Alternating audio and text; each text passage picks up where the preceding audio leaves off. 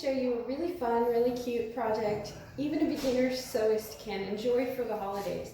These are Unpaper bags, and I really love making them, and I'm really passionate about them because they're really fun. They keep products out of the waste system. And did you know that most counties cannot recycle wrapping paper?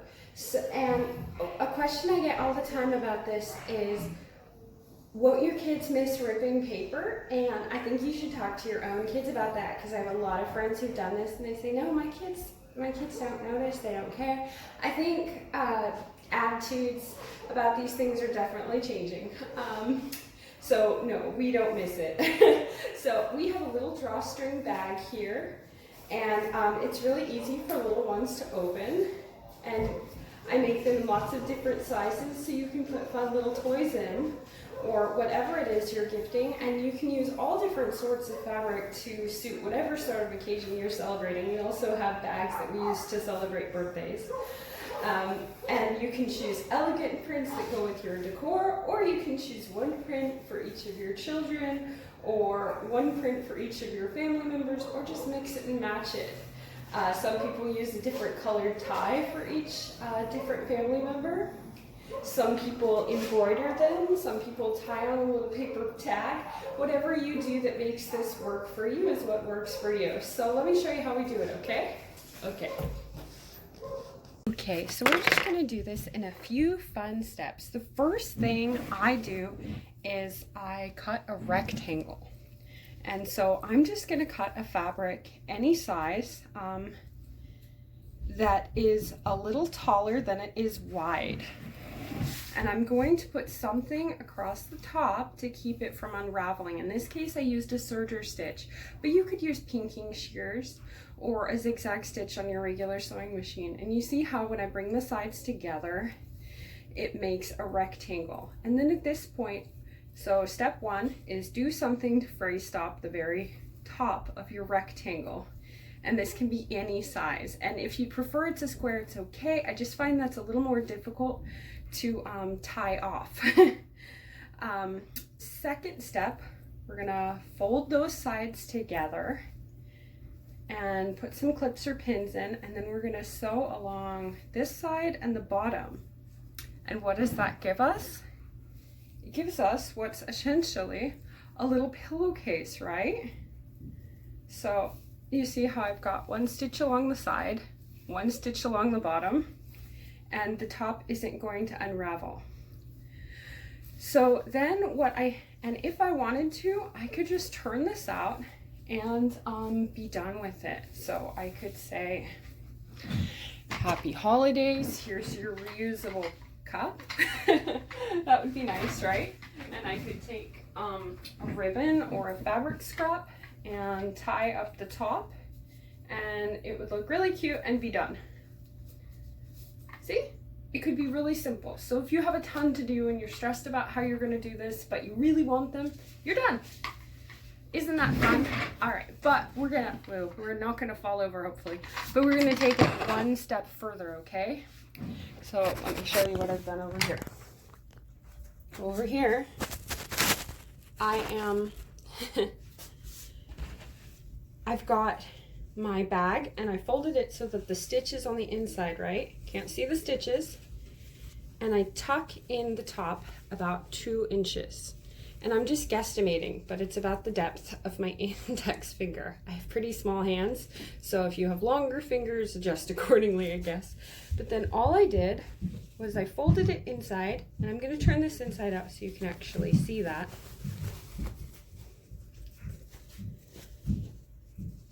See how it's folded in about 2 inches.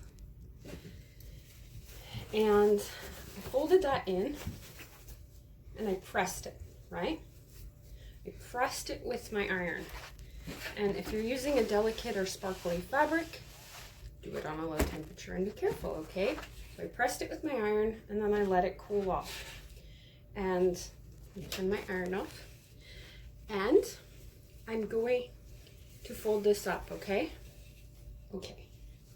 Now we're going to come over to our sewing machine, and we're going to do what is without a doubt the hardest part of this entire project. But I really believe in you. we are going to sew a small buttonhole. We're not actually going to be putting a button in this. It's going to be the hole for our drawstring, okay? It's unseasonably warm today, or it keeps getting hot and cold and very windy. Weird. So, see how I've got that little mark from my ironing? I need to make sure that my buttonhole ends up below my ironing mark. And it's a little difficult to see on camera, but I can see it there. So I'm gonna go figure out what's the middle of my bag. There it is.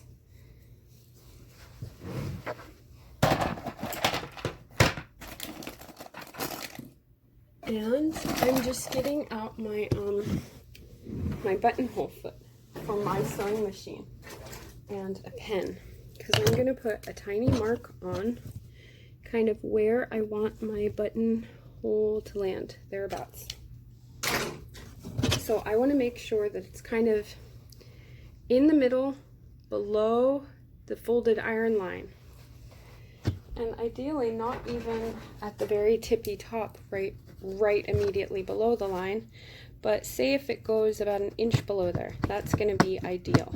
And I'll show you why.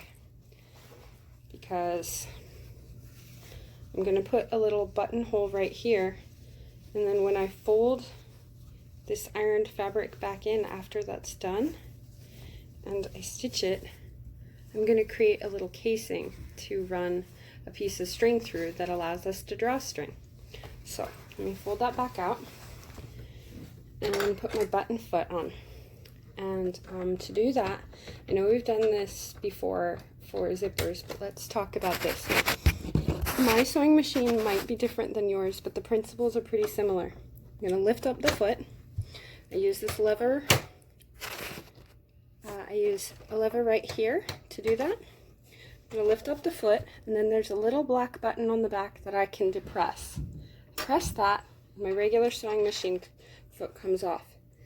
And honestly, I often put this in my bra so that I don't just lose it somewhere, but for the moment, I'm just going to put it right in this box that's right here so that I can lose it and frustrate myself. Now, this is my button foot. This piece right here adjusts, helping me decide how big my hole is. And you can actually put a button in here to make sure that your hole fits your button. But since we're not using a button, I just know that I want a little hole about the size of my fingertip is good. And this is going to be in the front, so there we go. I'm going to lift up that lever and then just gently depress the lever, and my foot snaps into place. And now here on my sewing machine, it's got all of the different stitches printed on it, but 35 is pretty good for my purposes. It's just a very simple buttonhole.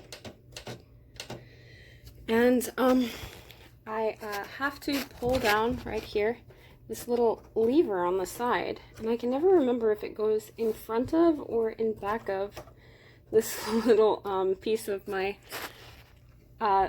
buttonhole foot. So I always grab a scrap of material and just test it out, and I'll do that now.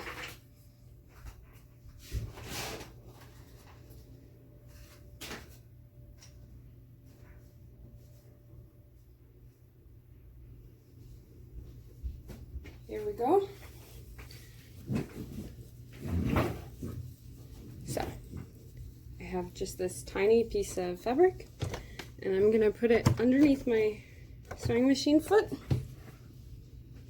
and I'm gonna very carefully press my foot down on the lever, and if I did this right, it should start stitching a buttonhole, and if I didn't, we'll figure it out together.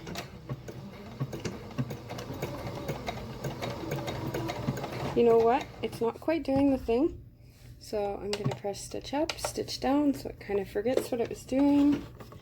I'll lift the foot up, and I had this in front, so we're going to try behind. I'll move it to a new spot. I can never remember if that little lever goes in front or behind. There we go. Try it again. Oh, buttons. Literally, it unthreaded itself. So, through the little catch, and then through the needle hole.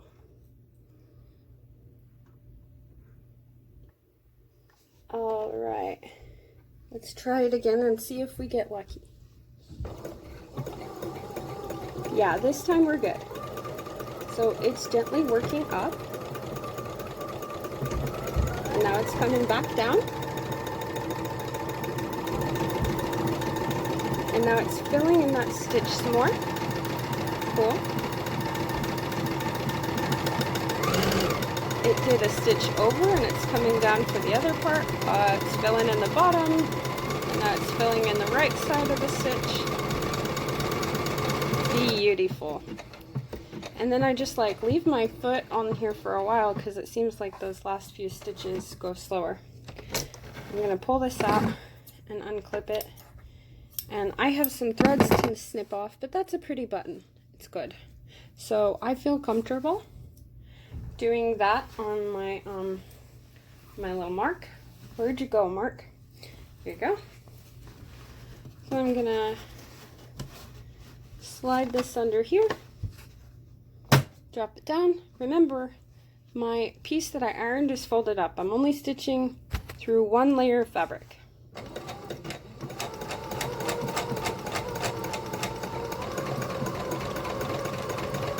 It's going up. Now it's coming back down. And it's filling in.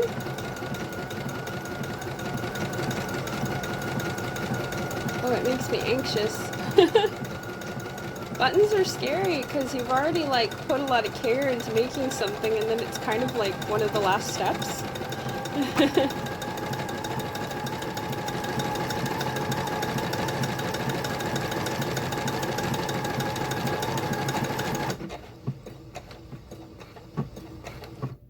All right, and we're done.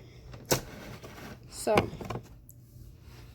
I'm just gonna snip the threads off and show you how pretty my buttonhole is. I looked up so many ways to make a drawstring bag and I tried probably like 50 of them. I was just on a tear of some kind. I just wanted it perfect. And this is the one that I ended up liking the most, but I am gonna remember to change my sewing foot right now so that I don't forget where I put it. All right, so I'm putting that back on. But if you want to, you know, try other methods, I think that's good. But I liked this because there were no exposed raw edges of the fabric at any point. A lot of these drawstring bags have like a raw piece on the sides, and this will leave you with none. So I've got my stitch ripper, or you could use a very small piece of scissors, and I'm going to where the buttonhole is. Didn't that turn out nice? I'm just going to poke it in there, and I'm going to really carefully rip a little bit out. And now I can take my scissors and poke them into that tiny hole and very, very, very, very carefully snip out the rest of that hole. Now, remember how everything was all set up to be ironed, right? And so there's kind of a crease built in and the fabric wants to follow that. I just folded it back in. If I wanted to, I could pin this down, but I really don't need to. It's going to stay. And I'm just going to put that in my sewing machine.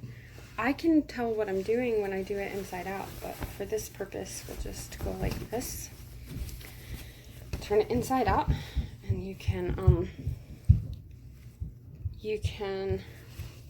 see and make sure that you are stitching here. And remember, we're not sewing 4 layers together, we're just sewing our casing down. And I'm just going to turn my sewing machine back to a regular straight stitch. And we're just going to drop the foot and sew a straight stitch so that we have a casing with that perfect little buttonhole. And I guess you could do a zigzag stitch or a decorative stitch, but straight's fine for my purposes. And again, if you're more comfortable, you can pin this down if you're afraid it's going to move while you're sewing. But for me, because I pressed it and I got a really good press on it, it's just going to stay.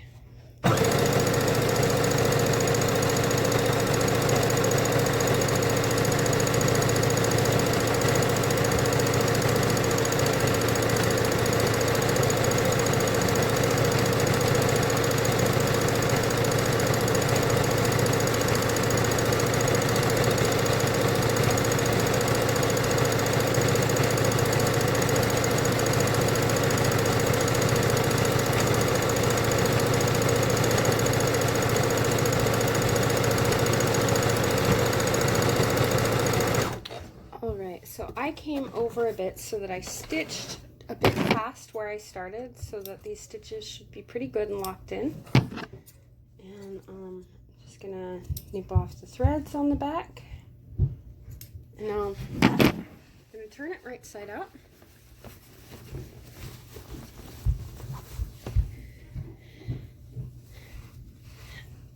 And we have now a casing. Right here, see? Okay, so there's a lot of ways to work a cord through a casing, and there's a lot of different things you could use as your cord. You could use drawstring cord, you can use ribbons, you can use lace, you can use fabric scraps. It's your party.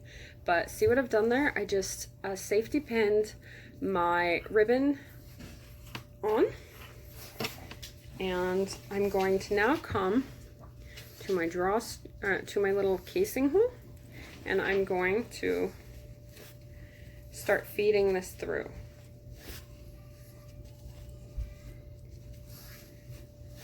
All right, just working it around, and I really like using a safety pin. There's different kinds of tools you can use, and if you have those and you prefer them, I know a lot of people are super into the thingamajig. That's totally fine. Just do whatever makes this fun and accessible for you. And remember, if the drawstring part is giving you grief, you don't even have to do that. The first couple years we did cloth bags. We just tied the top with a ribbon, and the kids thought that was awesome. Okay, so now that it's through, I'm just going to smooth it out and make sure that it could have like a little tail on it even when the bag's at maximum extension. And I'm going to snip this ribbon and take the safety pin off. Because this is a polyester ribbon, you can very, very, very carefully do a lighter against the end to seal it from fraying, but I do not do that because I'm not going to be washing these all the time or being rough with them. So now I'm just going to knot my ribbon to itself a couple times. Make sure it's good and secure.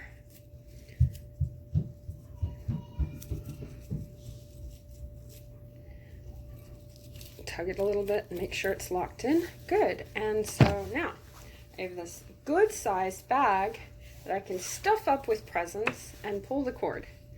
And isn't that fun? And I would, a few suggestions, I would strongly recommend that you make a couple different size bags. And you can kind of measure objects in your house to get a sense of what's going to work for you. So I have some that are like as big as a pillowcase, and you can put big stuff in there. So when one of my kids is getting like a little fairy house thing, good thing they're upstairs. I'm terrible at secrets. When one of my kids is getting that, it'll fit in a big sack. And if I put a book in a big sack, it might look a little unimpressive. So I have some that are going to be quite a lot smaller, right? And another big thing is that you want to operate with safety in mind. In my house, I find it more than appropriate to let the children open these, but I don't leave them unattended with bags that have strings, or really any kind of strings, because every year I hear about kids hurting themselves with the drawstrings on their own hoodies. It gets stuck on the playground equipment and something tragic happens. And And for the same reason, when my kids were little, they never had those really big headbands on, except when I was directly watching them and could, you know, take a picture and then probably take it off pretty quickly. Because there's plenty of things that are fine for a photo or fine for wrapping a present, but it's not actually meant to be the gift. So let them unwrap it and then discreetly put those away. And for me, I use them to wrap our fragile ornaments, and I put them in the holiday stuff box, and then I know exactly where they are for next year, and they're wrapped up with all of our holiday stuff. And that makes it really easy to find. And then all of our birthdays start after I start decorating for Halloween, so I keep all the birthday bags in with my Halloween stuff. I'm just hanging out with my witch here because she's big and I don't want her to get damaged. So I refuse to keep my cool witch outside. Okay, so hopefully that was fun and interesting. I absolutely love making these, and I think they're really fun. And even if you just make one, it's just a fun way to wrap up a special little gift. Please let me know ways that you have found to reduce your consumption this holiday and reduce the number of single-use products you're using, like wrapping paper that in most places can't be recycled, can't be composted. It's just one and done. Let me know what kind of substitutions you're making, because I'm always looking for new ideas. All right, y'all. Happy holidays. Take care. Bye.